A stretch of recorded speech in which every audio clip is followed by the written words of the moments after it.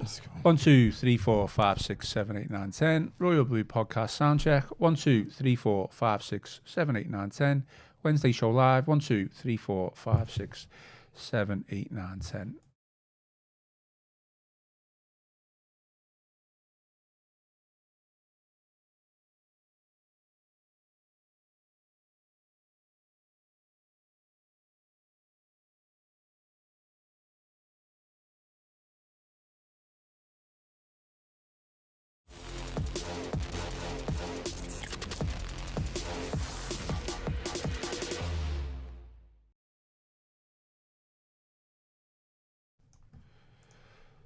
It is the Royal Blue Podcast. It is the Wednesday show. We are live on the Royal Blue YouTube channel.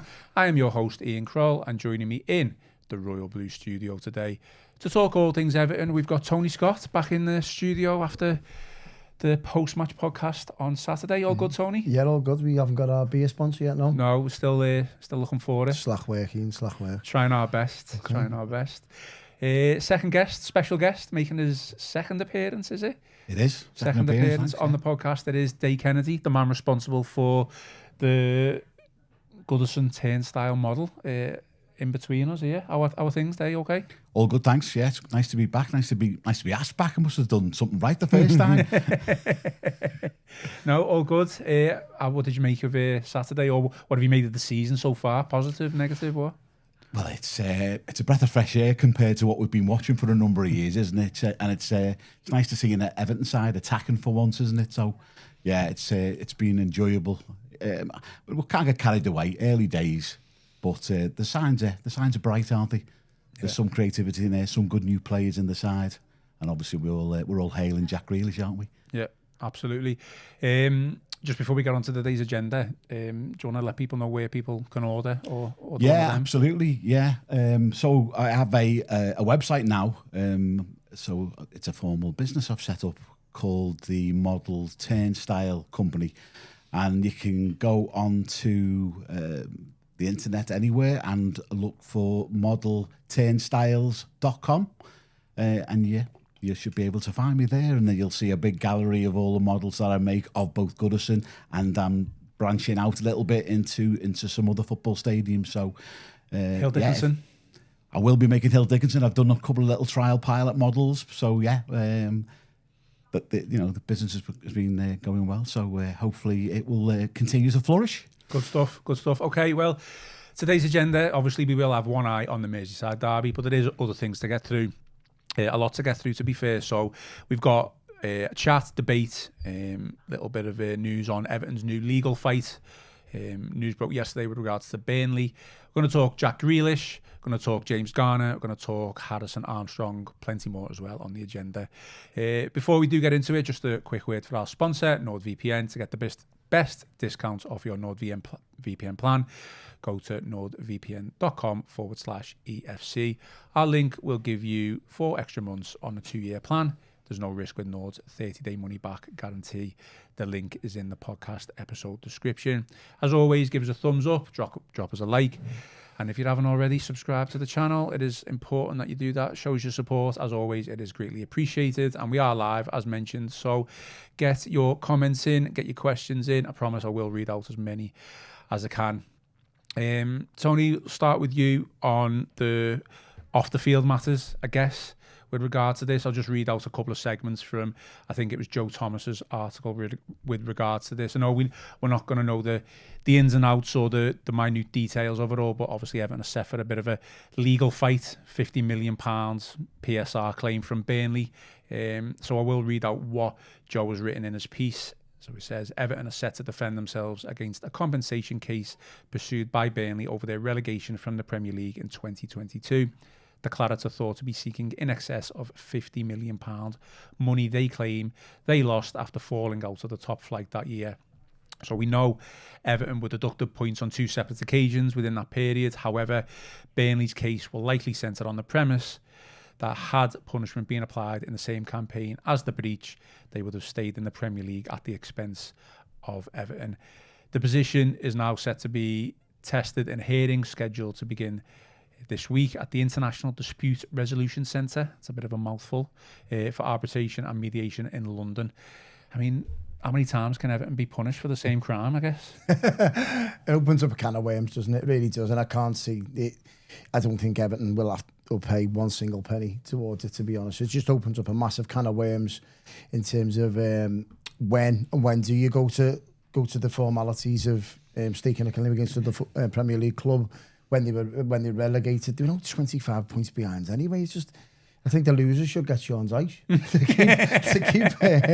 But no, I just think it'll massively open a can of worms up. I can't see any substance to it. And I think it'd be left out, to be honest. I really, really do. To say that you lost £50 million in terms of like when it went forward and when it was not, I think Everton will win it quite easily, to be honest. And I don't think Burnley have got a leg to stand on. I really, really don't. In terms of like where you're looking at in other cases, Manchester City, for example, with what's going on there. No, it's just, I can't see it going any further. It may go to 1 or 2 days and listen, they just look at him, they'll probably laugh at it. They go, well, we decide when this goes to court. We decide when they get it with a point deduction. We decide. This is all it's all well being documented, hasn't it? So I can't see no substance to it whatsoever. I mean, Dave, from the outside looking in, I say I don't know too much on it yet. It's going to be a hearing. That's going to take place in private, and I'm sure it will all come out in the wash, etc., when we get the decision. But is this a case of Burnley feeling they've got like a watertight case, do you think, or are they just looking for some sort of little set of settlements because they just feel aggrieved of what's happened over the past couple of years?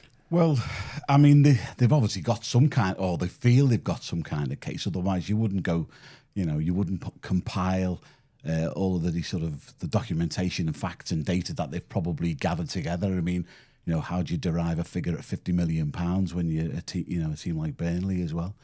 Not as if they're losing gate receipts or anything, is it like so? But I mean, I agree with Tony. It's got to be thrown out because the Premier League themselves decided that they were going to suspend Everton's hearing. So this should have taken place, or Everton's hearing should have taken place 12 months earlier.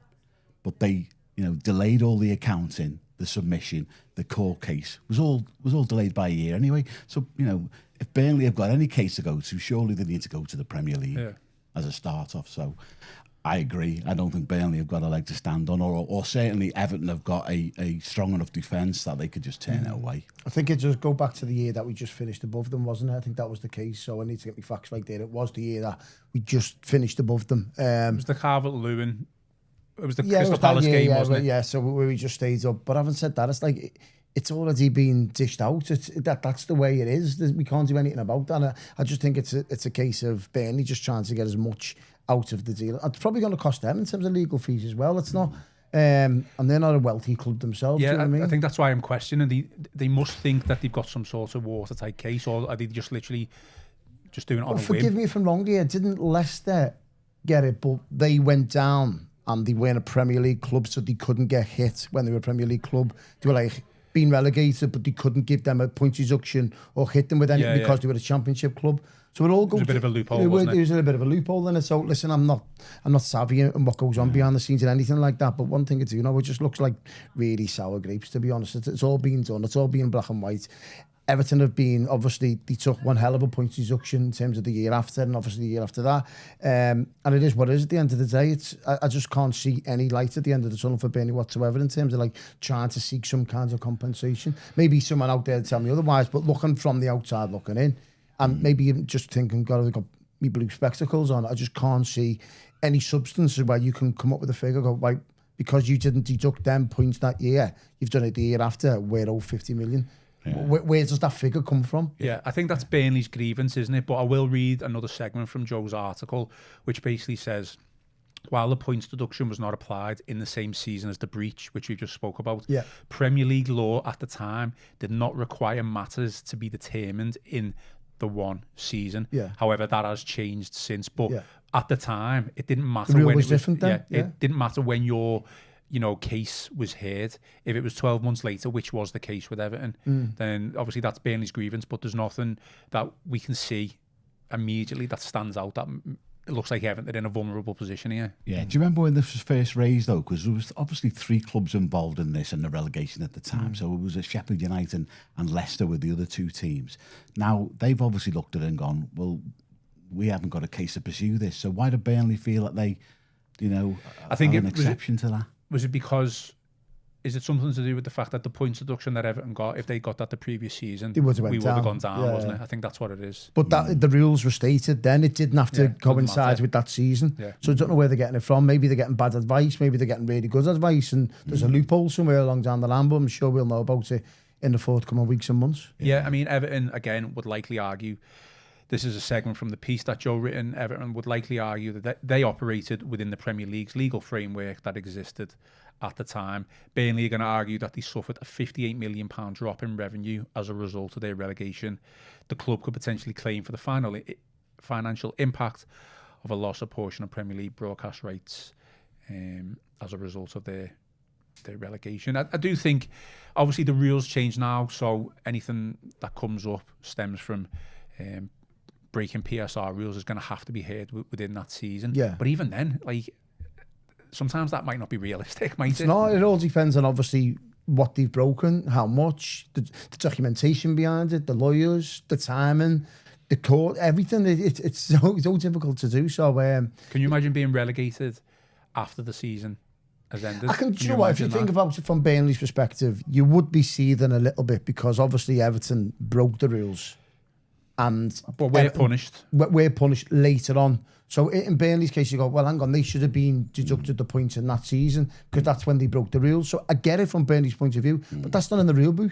It didn't state that your points will be deducted in that season. That wasn't the case. It was later on. So I don't know where they're getting it from. We'll know sooner rather than later, won't we, in terms of what best legal advice they've been given or not, because it looks to me as if it's just been laughed at. Yeah, the one thing we do know, though, if there's any chance whatsoever of a club being punished for it, it'll be Everton. And Manchester City go, yeah, carry on, boys, carry on, no problem. Some comments here. So Daniel Reel says, if Burnley get a single pound out of us for this, it opens up a huge can of worms. It gives other relegated clubs precedence to go after us for the same thing and gives us and others precedent to go for as well. David Murphy, by attempting to sue Everton for building a stadium, they're leaving the doors wide open to Everton suing Chelsea and Manchester City for costing them both silverware and Champions League qualification. I mean, I just think you can't really be punished numerous times for the same crime. So just give them Sean's ice, you'll have done with it. Let them have him. Well, he'll be in charge there towards the end of the year. Bet your bottom dollar on that. He might be in charge of Man United the way things are going. No, I mean, I don't know how long this is gonna run on for. I'm sure the new owners, the Freaking Group, obviously well versed in stuff like this. You'd expect so, wouldn't you? So I'm sure they'd be willing to put up a fight. Interestingly, due diligence wise, I wonder if they knew this was on the way. They probably did, because I'm sure I've read an article recently that Roma are up against the PSR wise, and they obviously there's stuff going on behind the scenes there, so they are well aware of it. I'm sure they've been probably down this road many times in terms of when they looked at Everton's books, what could possibly happen.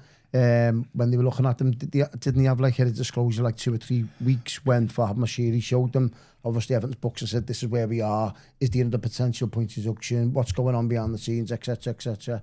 I'm sure this would have been one of the things top of the list, but it just looks the case that it's all been forgotten about, but Burnley looks like they've got a beer in the bonnet over it. But I think they need to look at the real book in terms of like when it was happening, because it's just quite clearly not the case. I just think they feel like they've got to fight because they were the only club that could catch Everton within that season. I think that's what it is. Of course, yeah. And I get it from their point of view, but the rules state otherwise at that period of time. So, listen, we'll know. We're not experts in the matter. I'm sure there's a lot of Evertonians out there that aren't experts in the matter. I'm sure we all know about it in the forthcoming weeks and months, what will come out in the wash. Yeah. I mean, do you think Everton will be willing to settle just to brush it underneath the carpet or get it away? Or do you think they'll just fight knowing full well that they've got a strong case themselves? Well, again, like you say, even if they do that, it opens a massive can of worms. And Everton probably, in fact, even the Premier League might turn around and say, look, we don't want you to settle, because if you own up to the fact that you've done something wrong and you pay compensation for it, then what happens when the Man City case is done? And by the way, I bet your court case will be done and dusted within 5 minutes, whereas Man City was it 2.5 years? We're close to results. What makes me laugh as well, though, was that why are Burnley? Why is their grievance with Everton shouldn't it be with the Premier League? Because the Premier League bought the rules.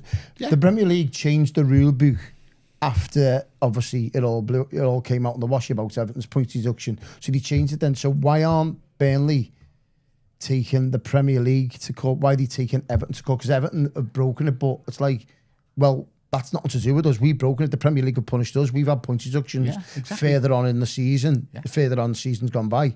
But if you've got a qualm, then you take it out with the Premier League, not with Everton. I don't see why. What's the logic in that? Well, Andy Walker says that in the comments as well.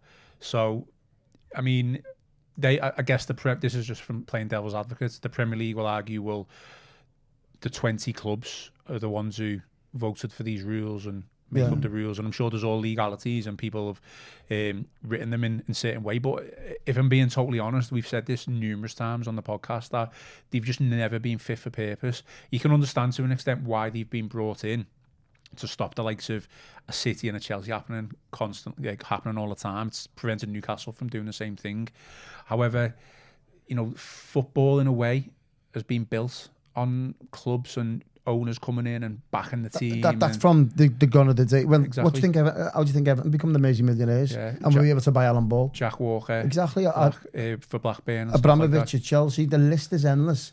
The amount of, even Moyes at Liverpool, under Rafa Benitez, we spent a fortune and no one batted an eyelid. Yeah. Manchester United were doing it. Now Chelsea are doing it. Now City are doing it. So it's like, it's been going on for decades. Decades. Everton had the best stadium in the country in the 60s. They had the best training facility at Belfield, and they had the best players in the country. That's what they were doing. They were buying the Alan Balls, who was the best player at the World Cup. They went, right, we'll have him. That's the way it's been going on. So it's been continuing for 60s, 70s, 80s, 90s, right up in this present day. In terms of what Wrexham are doing in the Championship, they're doing exactly the same. Owners will come in and they'll want to pump money into football clubs. And I don't think it shouldn't be diminished in terms of like showing a little bit of ambition. Gone are the days now that Blackburn, by PSR now, Blackburn wouldn't have won a Premier League under Jack Walker. He went in, bought Chris Sutton, bought Alan Shearer, made a little town and it built a dream. They won the Premier League. Yeah. That wouldn't happen now. It wouldn't let you happen now. And that's wrong. An owner should be able to pump money into a football club and show a bit of ambition. Yeah, albeit within restraints. You're going, right, if this goes belly up, then it's on you. It's not on the football club. Yeah. So we're obviously, it's got to be within restraints. But in any working environment, you're allowed to pump money into a business, but not football. Only so much. Yeah. So if you buy a corner shop outside at the end of your street, imagine someone come up and say, you're only allowed to buy that chocolate. You can't buy the top tier chocolate to sell. You go, well, I'm making money here. Well, you're only allowed to sell them drinks, not them ones. You go, what? It's absolutely bonkers. And I think that even like outsiders looking in at football now, they're going, hang on, it's kind of wrong. There's Aston Villa and Newcastle here being in the Champions League the last 2 or 3 years. And they're buying the best players and they're showing a bit of ambition, bit of wealth behind them. And now all of a sudden PSR is going, no, you can't do that and you can't continue with that now. You need to sell your best player to our Liverpools. That's the way PSR is. So Newcastle have effectively been punished for trying to show a little bit of ambition. You know, right, that you've had your little 2 or 3 minutes in the sunset, right, gone. Let your Liverpools, your Cities and your Chelseas just continue to spend money and no one batted an eyelid.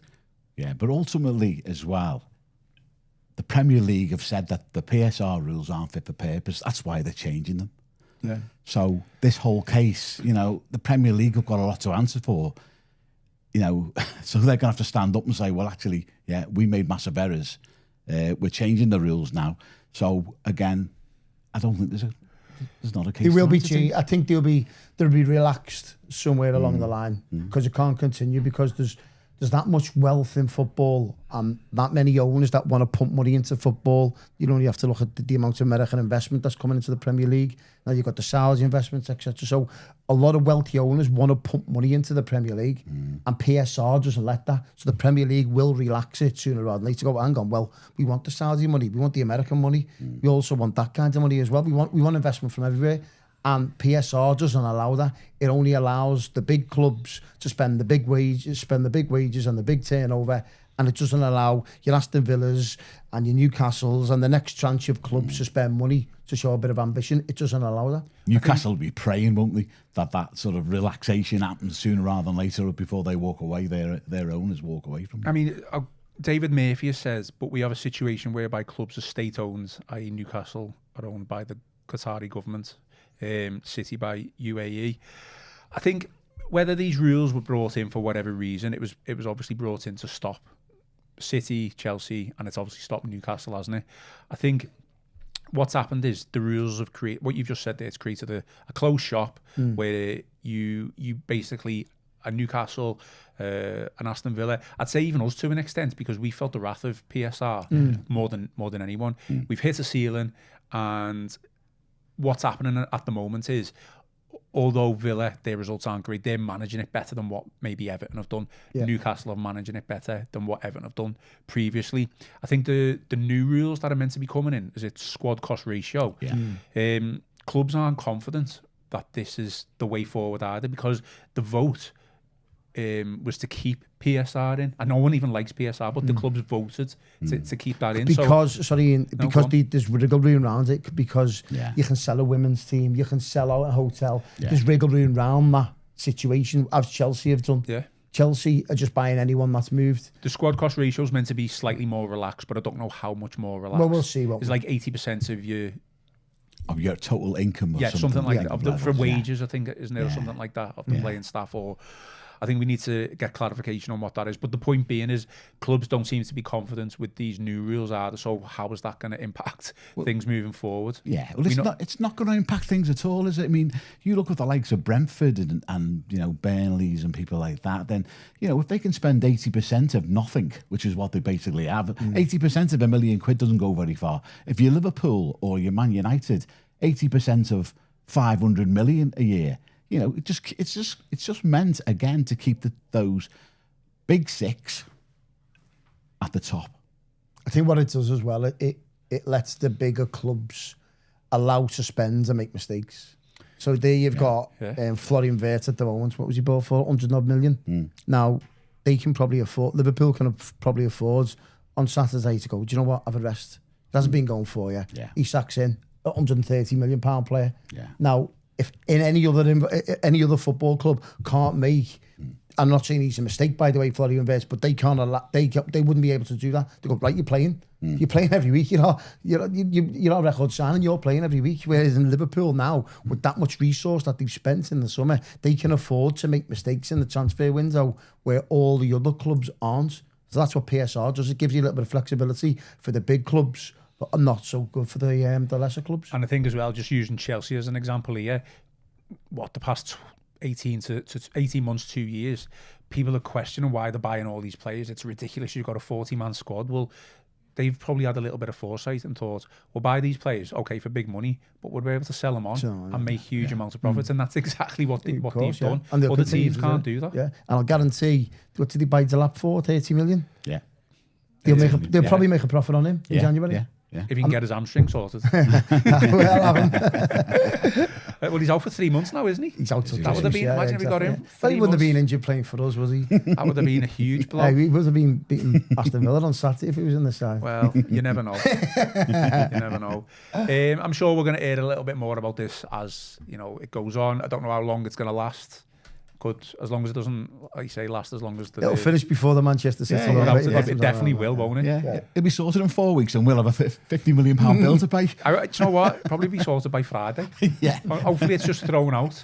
Hopefully, the judges are blue and watches the Royal Blue podcast as well. Everton won't be able to spend any money in January because they'll say we're 50 million quid down now. So that's our PSR ruined. Right. Well, we'll move on to footballing on the field matters. Have you spoke to Gav Buckland the past couple of days? I've seen his mentions, though. He seems quite busy. Yeah, he is away in Greece. I don't know whether he's there at the moment. He's not here to defend himself, is he? But I do want to speak about Jack Grealish, who, Gav made a couple of comments on Monday's pod. And I think, if I'm being totally honest, a section of the podcast was cut by myself. But I think his comments have been taken out of context by a lot of the fans, if I'm being totally honest. I think he used the word Jack Grealish is maybe overplaying things, and what he meant by that is there was times on Saturday that he may have, or he should have shot when he passed, and he also used the phrase that Grealish has been our best player. He's been August player of the month. I think from my point of view, that you can say Grealish has been Everton's best player. He's been the Premier League best player because he won player of the month for August. Yeah. But in terms of his performance against Villa, I still think it was up there, but there were definitely times where he he could have shot instead of passed. And I think both things are true. That he's Everton's best player. He has been Everton's best player. But there has been times where, certainly against Villa, it just overdid it a little bit, or maybe ran it out and lost possession of the ball. There's two ways of looking at it, because we spoke about this, didn't we? So it'd be interesting to get Dave's thoughts on this. When you come out the ground on Saturday, you go, was he holding on to the ball a little bit more? And then when you watch the game back, you're seeing players in the penalty area and it's just Beto marked. I'm going, well, what do you want to do? What I want him to do is that if Beto's being marked in the area and he's in a good shooting position, have a crack. Yeah. If it goes in the south stands, it goes in the south stands. No one's going to be interested. If you just if Jack Grealish and Iliman Ndiaye start pulling the trigger a lot more, Everton score more goals, because they're two quality footballers. They've got it. They've got it. All the attributes to score a lot of goals this season for Everton. It's because of the lack of quality up front. We're putting a lot of pressure on these two lads on the wings. We're wanting assists from them. We're wanting goals. They're our main hope. Let's put it in a nutshell. We need 10 assists from them each. We need 10 goals from them each, because we're lacking quality up front. We wouldn't be having this conversation about Jack Grealish holding on to the ball if Beto scores that opening goal on Saturday. That's the problem here. The problem is up front. And it's going to be a big, big one for Everton right up until January. Hence why I've been a big advocate of putting in Iliman Ndiaye as a 9, as a false 9. Because if anyone at the moment, he looks the one that looks most likely to score for Everton. So I'll be putting him and I'll be putting Tibbling on the right and go, right, Beto, you're not being good enough at the moment. Obviously, Thierry Barry's a work in progress. Let's see where we are with that. But I think we're having this conversation about Grealish and Ndiaye not having more shots at goal because of the lack of quality up front. Yeah, if you think about it, and this is probably the same case for Jack Grealish, is we had Ndiaye was a breath of fresh air last year, wasn't he? The fact that he could keep the ball, he could take people on, his skill levels were amazing. But he was playing around people who didn't have his knowledge, his quick build-up play and stuff like that. They didn't know how to link with him, so he was doing it all on his own. He's probably thinking, I'm playing with real substandard players here. Jack Grealish has played at a far better team than Iliman Ndiaye ever did. So, he's thinking, actually, players aren't making the runs that I need them to, so no one's actually moving into spaces. So he's probably keeping hold of the ball longer than he would probably want to as well. We saw against Wolves, like Dewsbury Hall was making some great little runs. And similarly, like James Garner and that, people were making runs off him, and that enables Jack Grealish to be able to release ball and play those clever little flickings. Yeah. Well, to me, that didn't happen. Beto's runs weren't great. And when Barry came on, his runs weren't great. So he didn't have that, he didn't have the players around and the quality, as you say, around him from those forward-thinking players to be able to release the ball. And I don't know about you, but I mean, every time we got the ball, I'm going, give it to Grealish. Of course, yeah. Because he is our best player. Yeah. And, you know that he can create something from anything. But you've got to have the quality around you, and we are lacking in that. He's gone from feeding Erling Haaland to Beto in the space of 6 months. And it's just adjusting for him. He's saying, right, I might have to keep hold of this ball because I know I've put 2 on a plate for you. You haven't delivered. I need to see if there's a Dewsbury all coming into the box. I need to see if there's an Iliman Ndiaye driving in the box. So he may be keeping hold on to the ball a little bit more than what he's probably used to. And it seems like there is a lot of pressure on him, as I've just touched on there, because the onus is just on them 2 players. We need to see more from the likes of a Garner and a Dewsbury all arriving in the box. If you notice against Wolves, that Wolves were obviously high up the pitch, which probably helped Everton in a way of Dewsbury all getting in behind it, etc. We like that ball. I think Barry on Saturday, there was a ball in behind and we were in. I think Grealish likes them in terms of keeping hold of the ball, bang, and then you're in on board. I was hoping to see a little bit more from Beto, from working off the ball, getting in behind, and that was probably a mix of Villa defending deep and Beto being poor on the day. I'm hoping to see Beto just get in behind, because Grealish can feed him all day long. Yeah, just on that point, because I was going to bring that up. I didn't mention it on Monday, but I do think it is how we are playing at this moment in time, and it's all a positive in the sense that we're taking the game to the opposition team. Yeah. The emphasis so far, probably maybe not the Leeds game, but in the games that we've got positive results, the emphasis has been on us to score, and it's served us well. But you have just touched upon it there. I feel like there wasn't the space for maybe Beto to run onto, and the only time that it did happen was when Barry was on the pitch. He stepped the defence, yeah. So sometimes that'll work on Saturday, because Liverpool's defence on the halfway line. We can come on to that. I'll ask you now, how how do you think we are going to settle? Because I've seen people say, well, we need to have a go at them, we need to do that. Forget about that. We obviously, I still think Everton maybe a little bit better, holding it back a little bit, sitting back a little bit, and having a go on the counter-attack, and therefore creating the space for the likes of Beto or a Barry, whoever starts up front. Yeah, exactly the way Burnley have worked it, exactly the way Bournemouth have worked it so far this season. Just staying in the game, staying compact, and trying to let Liverpool on the counter. Liverpool have been done, was it twice against Bournemouth, where they just got it on the counter straight away. Yeah. Defending up the pitch, and all of a sudden, Semenyo's in, bang. I think Everton can play like that because they've got the players to play like that as well. Certainly now we have. Whether they've got the quality in the final third is a big difference here. Everton haven't got a Semenyo to finish off a chance yet. They've got a Grealish and NDI, but whether they'll be the guys creating, and you're open to see a Barry or a Beto finish one of them chances off. It's an interesting thought, but do you think that we've got the pace available to be as good on the counter attack? Grealish and NDI are brilliant players, and Beto, we've seen that it's probably his strength is actually running onto the ball, but have we got that pace to be able to? I think we showed it against Wolves in a certain extent, and we hit Brighton quite a few times on the counter, didn't we? And it all depends on how high the defence is.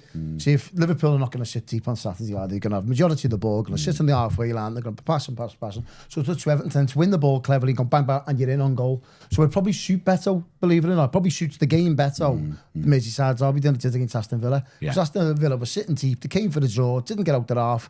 Jobs are good for them. They showed no attack and play whatsoever, no ambition, anything Villa. Whereas in Liverpool have majority of the ball. So what you're hoping from a Dewsbury or Ilman's guy and a Jack Grealish on Saturday is that when you do get it, keep hold of the ball. Liverpool on the halfway line, Beto get in behind, because we know for all his faults, Beto gives Virgil van Dijk a hell of a game in the two games. Yeah. He has him up the wall. He can cope with Erling Haaland. He can cope with all these world-class strikers, but for some reason, he just loses all sense of defending against Beto, and God knows why. Maybe it's due to his unpredictability. I don't know, his physicality, but he just loses his head completely. So that'll probably suit Everton. So it may be work in Everton's favour. Hitting teams on the counter on Saturday, we shall see. And I do think that's a big answer to it. Sorry, I do think that's a big answer as well for maybe why Grealish was seemed to be keeping hold of the ball.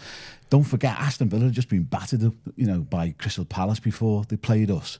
The one thing Unai Emery would have said is, we've got to be a lot tighter. And they defended really well, to be fair. They were so compact at the back, and they always had plenty of men behind the ball. So as you see, they were doubling up on Jack Grealish because he knew he was our strength. So, it was what it was. I don't think, again, I'm going to try and defend Gavi, I don't think Grealish was necessarily keeping hold of the ball. I think he was trying to get into key areas to obviously create chances and maybe get the shot off. It's just, at times, and it was only really one or two occasions where he ran into a dead end, or he passed when he should have shot, or the ball, he just lost possession of the ball. Now, I think, question about lack of pace, I still think we do lack pace within the team. I can't even think who's the fastest player, if I'm being totally honest, but I do think it's a common misconception that you do need pace to counter. Obviously, it helps, without a doubt. You need pace.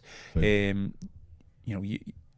does benefit the team, but I mean, we had no pace last season, and some of our goals were really good, the counter-attacking goals. I think it's in that moment when you turn over possession and you are deep. It is getting the ball quickly, forward quickly, but it's those right passes and those right moments. And I feel like now we've probably got, we have got better players to do that. Yeah, I think as well. It showed just from the one great through ball Merlin Roll played through for Thierry Barry when he came on. It showed to me at the moment that Beto has got to be your option against Liverpool. He's got to be the player you start with, because I'm sure Barry's still finding his feet and all that, but he didn't look like he had the confidence or.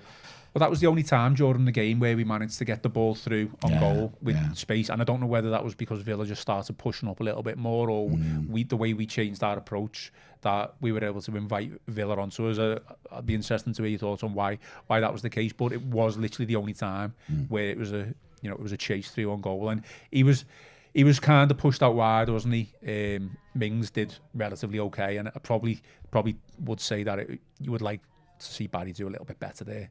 Listen, Beto as well, of course, but you'd hope now Moyes would have the players at Finch Farm this week practicing them counter-attacking patterns you would be saying, right, this is where Virgil van Dijk's going to be. This is where Ibrahim Konate is going to be.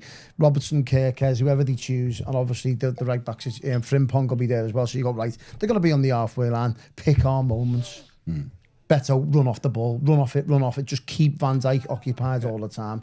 And then you Grealish. We've got intelligent footballers now. We haven't got a Jack Harrison or an Abdullah Doucouré or a Jasper Lindstrom holding on to the ball and panicking. Just got playing into Beto's feet. Exactly. It's no good. It's no good playing to Beto's feet. Van Dijk will have a cigar out and he'll just take it off him. That's what's going to happen. Get in behind because he's an orthodox Beto. He's unpredictable. So Van Dijk always struggles against that type of player. You can quite clearly see from the 2 games in the last couple of years. Beto could have easily put Everton 2-0 up in the last Merseyside Derby when we got beat at Anfield. He had him up the wall at Goodison when we drew 2-2. He actually scored the first goal, Beto, didn't he? So for some reason or another, just to the sheer unpredictability, his physique, his power, and getting in behind, Van Dijk struggles against him. So I think for Beto, obviously you know my opinions on him, I'd start him on Saturday. I really, really would. On the basis of just getting in behind. Don't come close to your Grealishes and your Jude Bjorns. They're not going to give you the ball to the feet. Van Dijk will take it off you. Just get in behind, but watch that offside. That's got to be a first there. You've heard it here first, Tony. Beto number 9 up top against Liverpool. It's horses for courses, isn't it? It's got to be. No, I know. It's I think we'll come on to team selection and stuff, but I think a lot of people are saying Beto just because of his physicality, his unpredictability, as you mentioned, and he does score a goal in the big games every now and again. Fair enough, he done it against United as well, didn't he? Yeah, I was a little bit worried about Barry when he came on. Again, we don't know enough about him at the moment, so you can't read his body language as well as although you look at Beto's body language, it's like Bambi on ice. But anyway, yeah. So I was a little bit concerned. I thought, does Barry look like he's got a bit of attitude? Like he's not that happy that he's come off the bench again. He's not really having a start. I don't know. I just thought.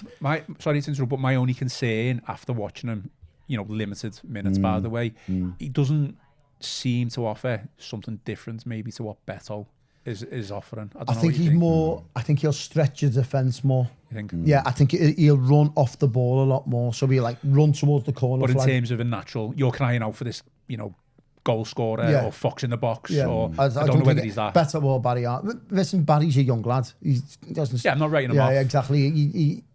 I think he'll probably start against Wolves in the League Cup. Probably give him a run out there. Say, do you know what? Let's see you at 19 minutes under your belt, because what's Beto played now? He started about 20 games for Everton. Better about the 60 appearances he's made. Yeah. So he's been given an opportunity. Quite clearly, he's not up to scratch at the moment. You say that though, so he has scored goals. His goal ratio's not too bad. I think you can't argue that. He scored 12 goals in 66 games or something. Is he 66? A lot of those have been. But that's just stated. He started 20 odd games for Everton. But in terms of say, if you put him in, would you be happy with him up front for Everton from now to the end of the season? Do you know what? It's an inset. What Beto? Yeah.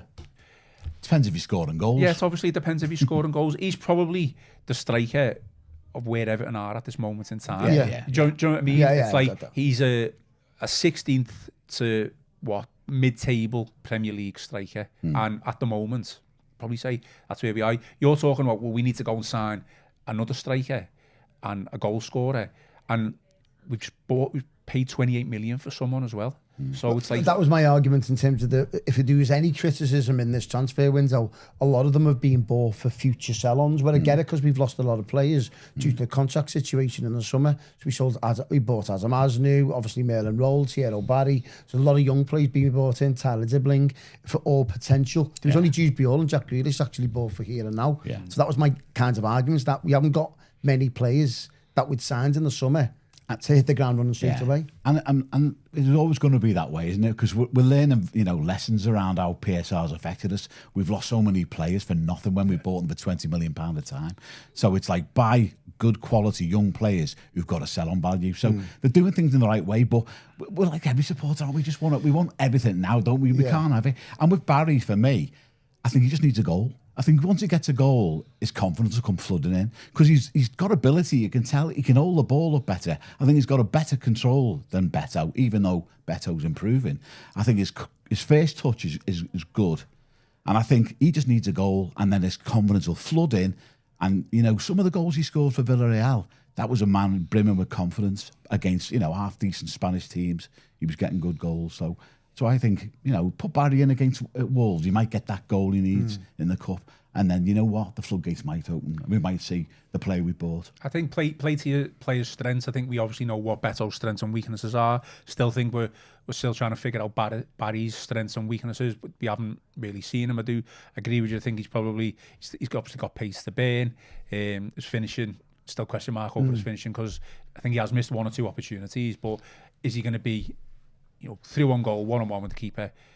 Is he going to be one of them where you put your mortgage on him to score? At the moment, you just don't know. Of course, you don't know with either of them. You don't know if Beto's 2-1 goal or Barry. You can flip a coin. So my argument is that for the recruitment team in January or maybe even next summer, you've got a big question, because if you want to keep your Jack Grealishes of the world and you want to keep elements at your football club and you want to keep your best players as you have Branthwaite, you need better than Beto. You need a goal scorer. Yeah, you need it. So they're not going to be happy if that's the level of ambition. You've just said that's where we are here and now. Beto is. I get it, because we're a work in progress. Everton, all we want is a bit of stability. But the same token, if you want to keep your best players, you need better than them two centre forwards. But at the moment, the caveat, unless you find an absolute gem, which is obviously extremely hard to find. If you want Premier League proven goal scorer, you're having to spend 50, 60, 70 million. Well, not necessarily. Not necessarily. You go out and scout and find one. No, I'm saying it, unless you find a gem. So they're the two options, aren't they? Well, Palace, but I'm not saying like Mateta's better than Beto, in my opinion. Paid peanuts for him. Mateta.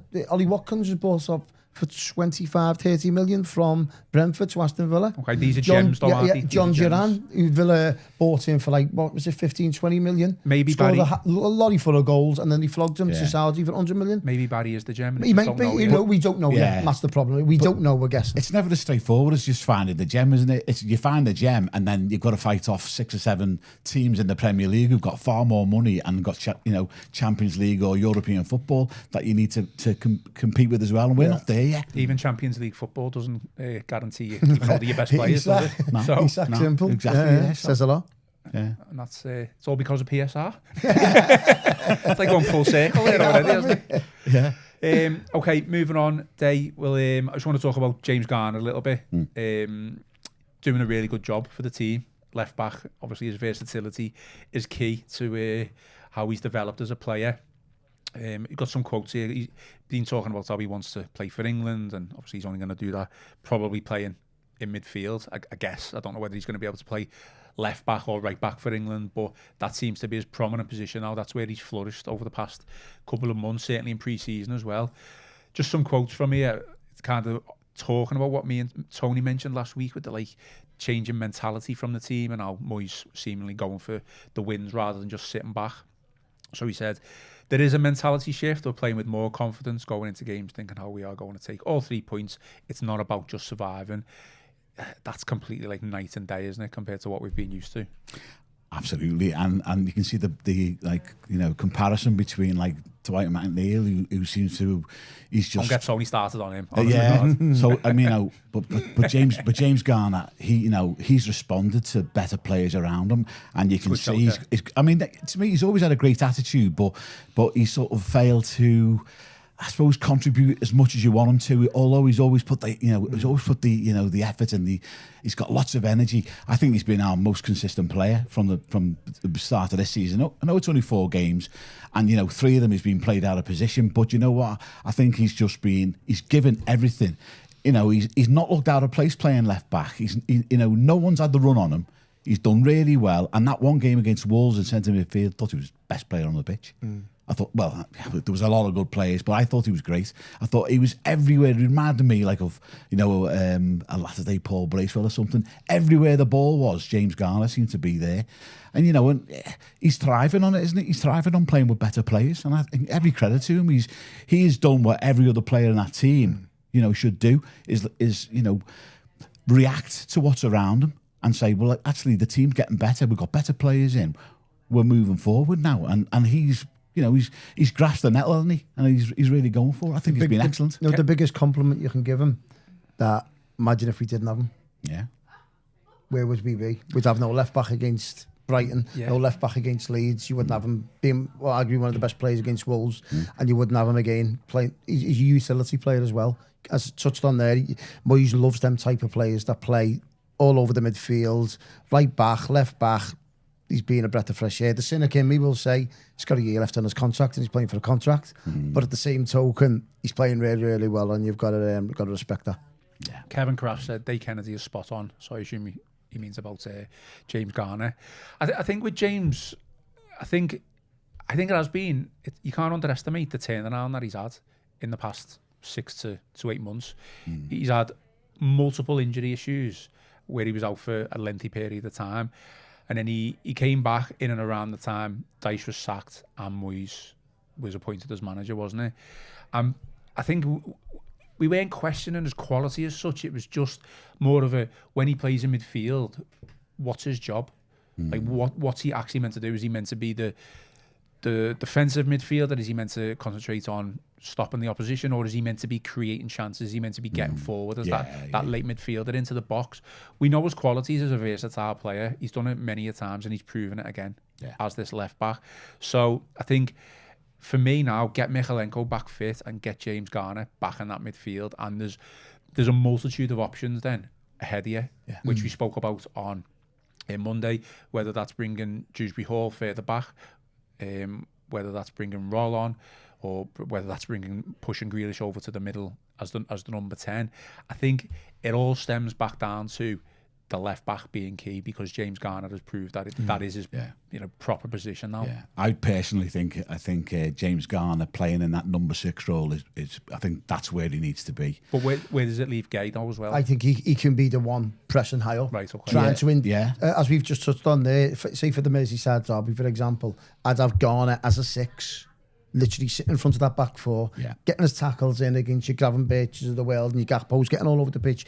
And then you'd say to Guy, right, I want you trying to anticipate a pass from Van Dijk, getting fed, and next minute Everton in. That's what you'd want, Guy pressing high, because he's got the legs to... I think he's made more interceptions than any other player in the Premier League this season.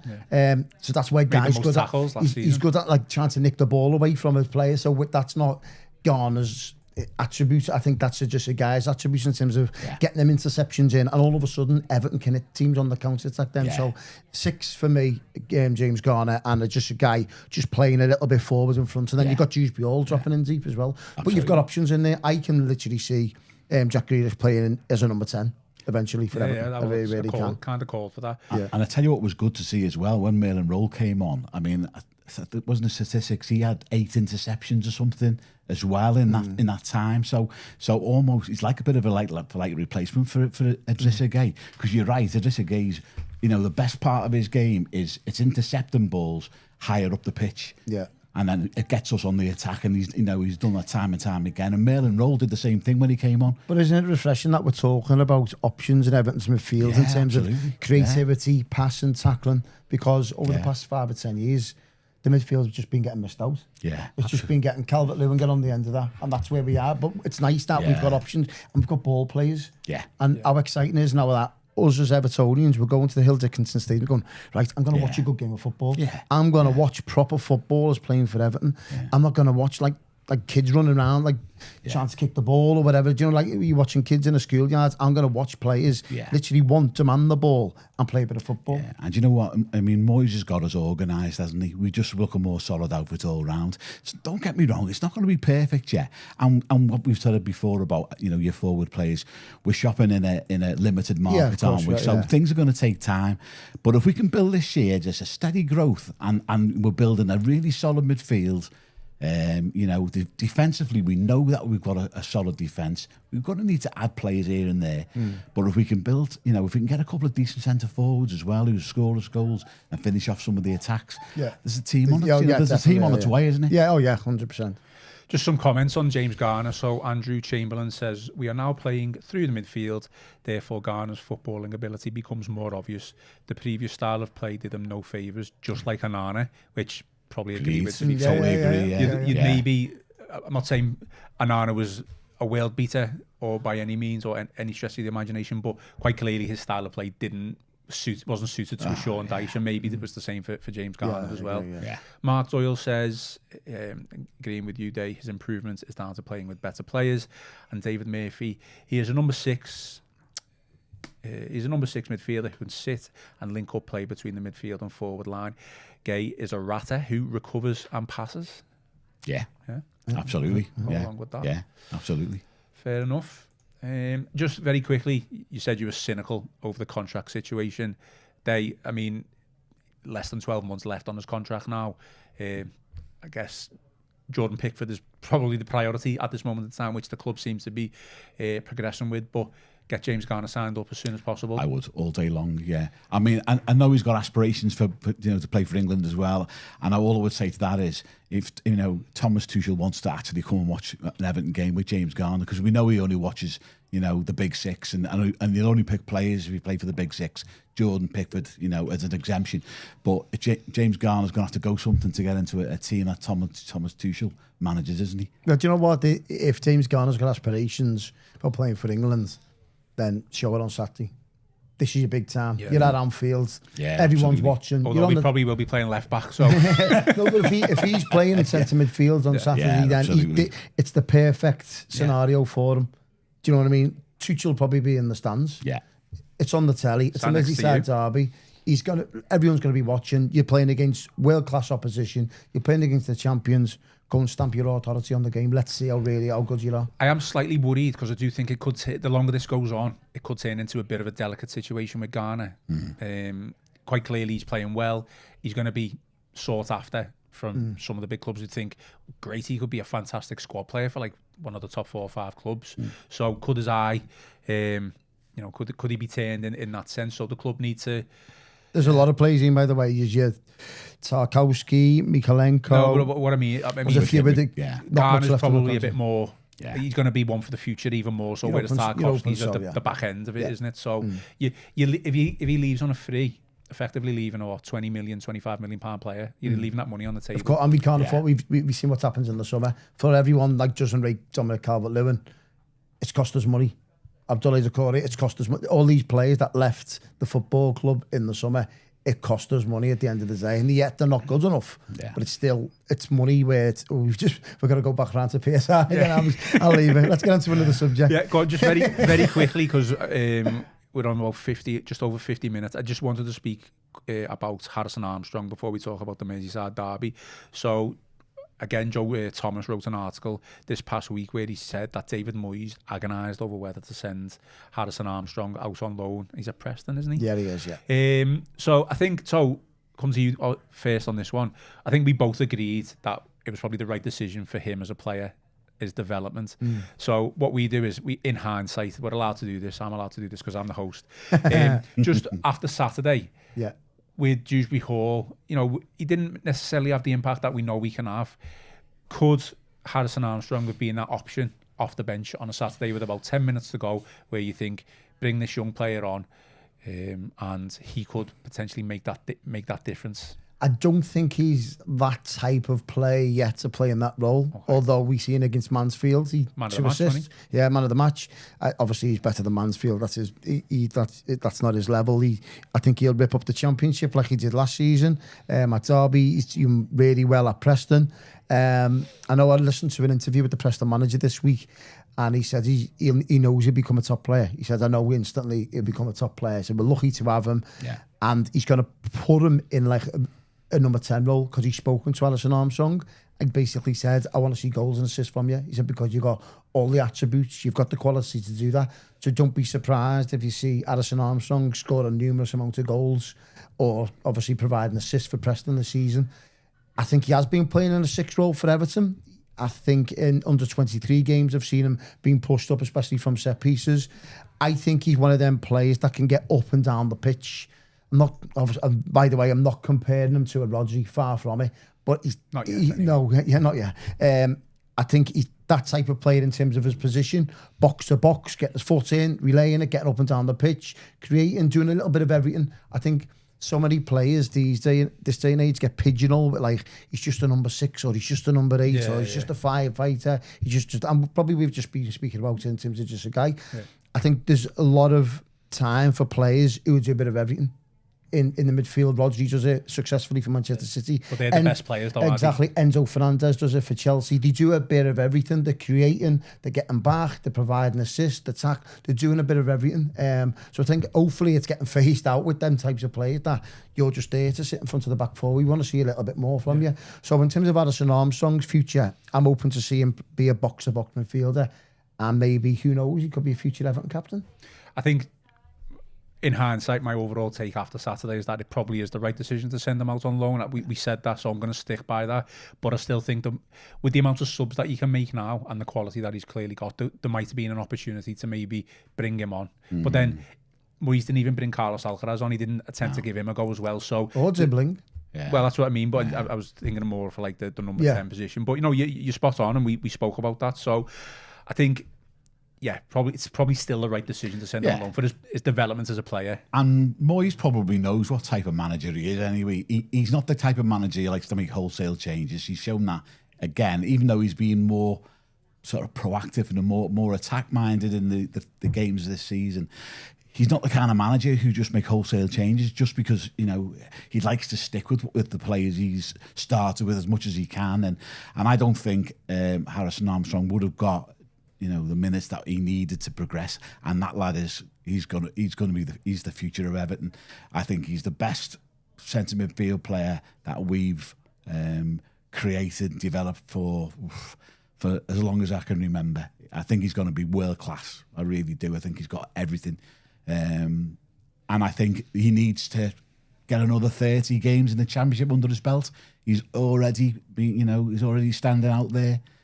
Preston have started the season well, and that's down to him. So I think it was absolutely the right decision. He just wouldn't have got enough game time, or he may have got game time, but he wouldn't have been able to sort of focus on what was perhaps his best position and stuff like that. So absolutely the right decision. I think he's got a great future ahead of him, and we can look forward to him getting back hopefully in 12 months' time. I'm not sure I spoke to you about this story when I went to watch him, not this pre-season, the previous pre-season when Sean Dyche was the manager.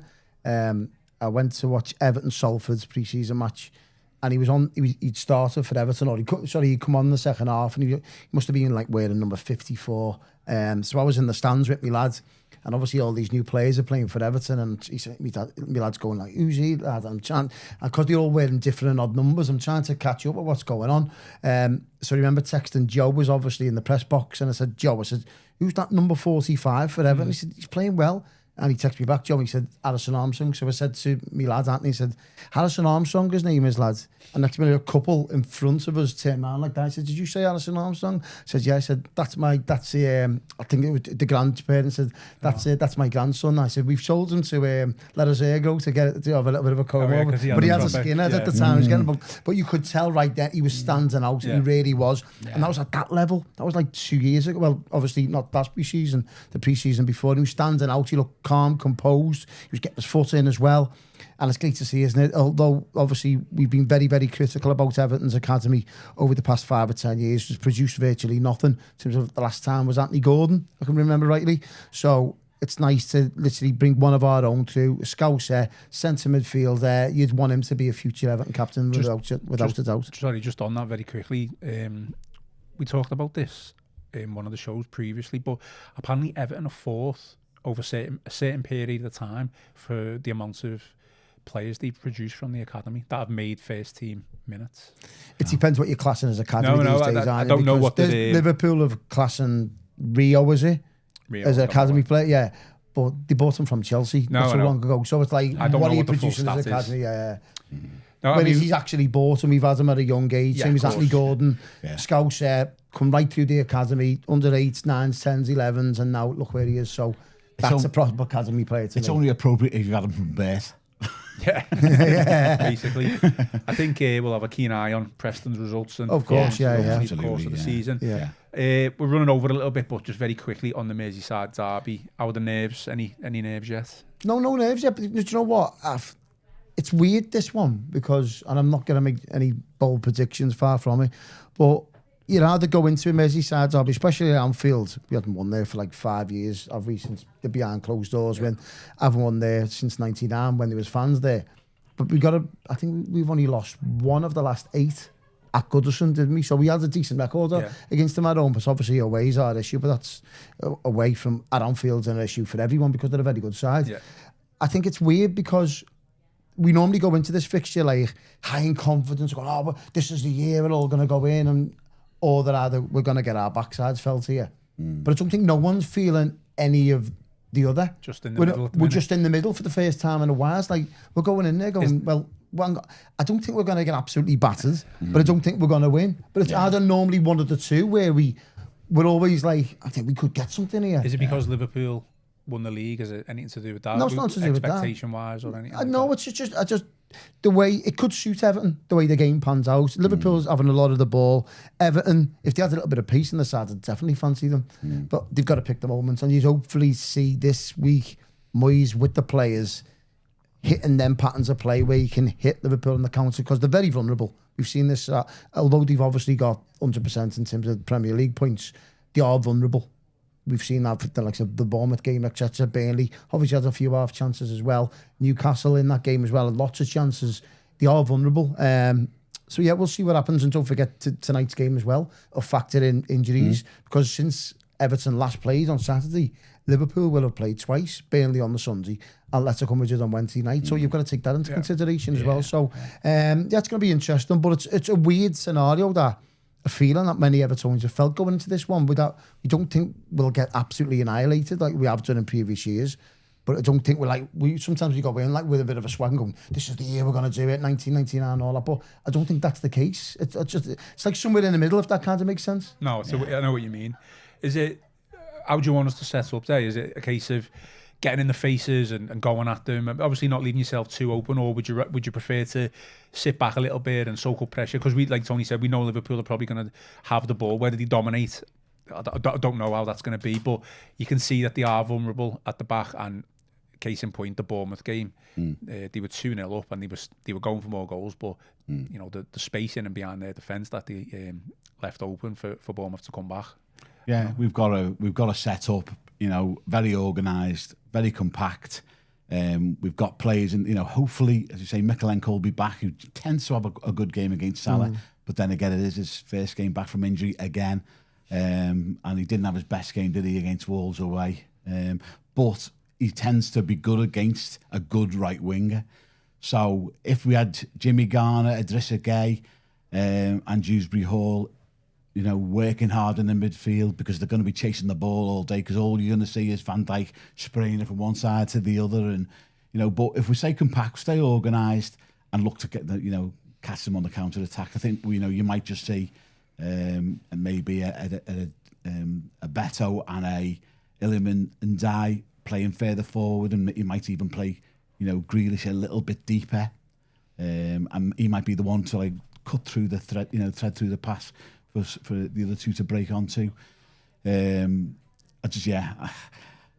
the end of the day, it doesn't really matter what I think and what I hope for and all that. we know we're going to lose 1-0 from an 87th minute dubious goal, aren't we? Don't be so cynical. Don't be so cynical.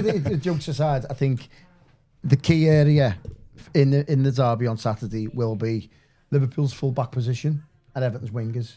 I think Grealish will have the beating of any of their full-backs. Kirk has just been terrible by all accounts, hasn't he? He's been woeful. So you'd expect maybe an Andy Robertson maybe to maybe go it all in depends there, on what happens tonight. And I don't think Frimpong set the world alight either, to be honest. So I think, do you know what, to be honest, I'd probably want to see Frimpong in there than Szoboszlai.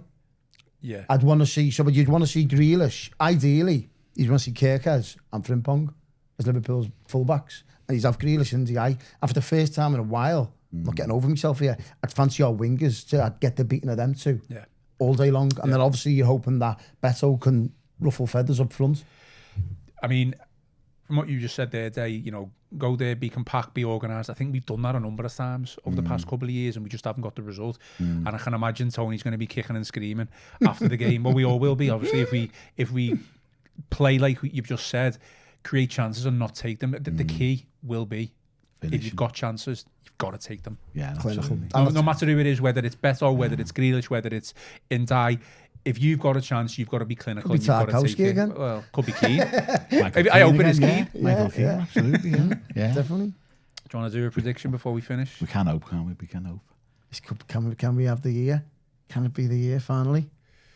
Do you know what? Records can't last forever, can they? No, they no, don't. no. They do change from time to time. Yeah. I'll tell you what. I'll predict Beto will score.